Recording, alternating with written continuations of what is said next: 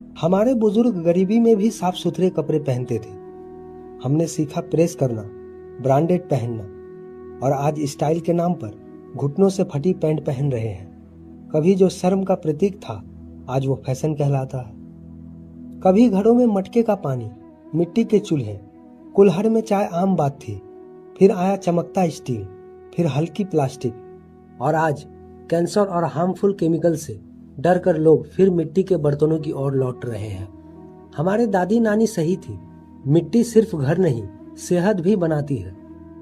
जिस अंगूठे को कभी अनपढ़ की पहचान माना गया, आज वही अंगूठा बायोमेट्रिक पहचान बन गया। सिग्नेचर, पासवर्ड सब पीछे रह गए।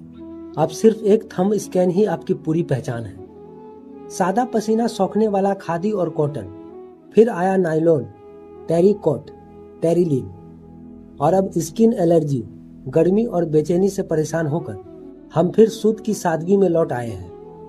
गांव में लोग खेतों में पसीना बहाते थे, हमने पढ़ाई की, MBA किया, IIM पहुंचे और अब स्ट्रेस से थक कर ऑर्गेनिक फार्मिंग के नाम पर फिर खेतों की मिट्टी में लौट रहे हैं। घर की बनी रोटी, दाल, ताजा फल छोड़ हमने चुना कैन फूड, पैक्ड जूस और इंस्टेंट नूडल्स। फिर आई बीमारियां, मोटापा, डायबिटीज और अब डॉक्टर कहता है सादा खाओ, घर का खाओ। कभी सादगी को ही सौंदर्य माना जाता था, हमने ब्रांडेड चीजों को स्टेटस बना लिया और अब वही पुरानी चीजें विंटेज और एंटीक बनकर हमारे ड्राइंग रूम की शोभा बन गई है। मिट्टी मत छुओ, बीमार पड़ जाओगे कहने वाले अब अपने बच्चों को मड थेरेपी दिला रहे हैं।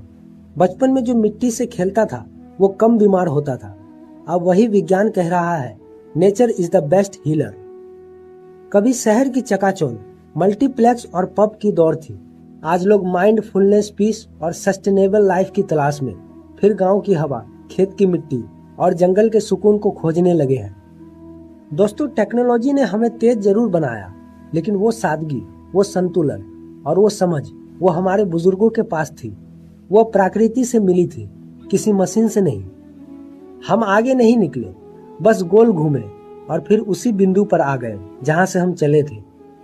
अगर आपको ये बात दिल को छू गई हो तो इस वीडियो को शेयर जरूर करें, क्योंकि शायद किसी और को भी याद दिलाने की जरूरत है कि असली तरक्की प्रकृति के साथ चलने में है, प्रकृति के खिलाफ नहीं।